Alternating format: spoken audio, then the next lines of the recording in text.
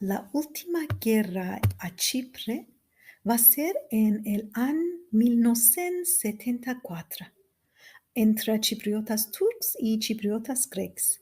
Va a ser una guerra clara, tantas personas van a morir, això no es pot canviar, però l'odi no es pot parar. Jo vaig néixer després de la guerra, però quan era petita, a les escoles, a la televisió i tot arreu hi havia propaganda a l'odi. Com els grecs són els nostres enemics, són molt malament, etc. Però a la meva casa mai parlàvem d'odi. No pots culpar a tota la nació a causa de pocs extrems. Llavors, després de la guerra, el país va dividir en dos, nord i sud. Els turcs van emigrar cap al nord i els grecs al sud, deixant les seves llars.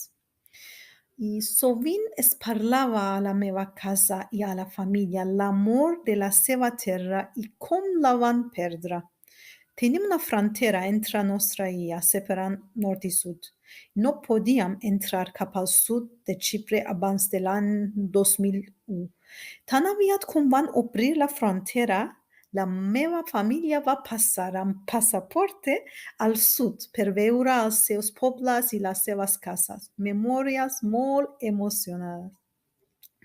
Per exemple, la primera vegada que la meva àvia va veure la seva antiga casa, a la casa que va criar els seus 8 fills, ella volia entrar.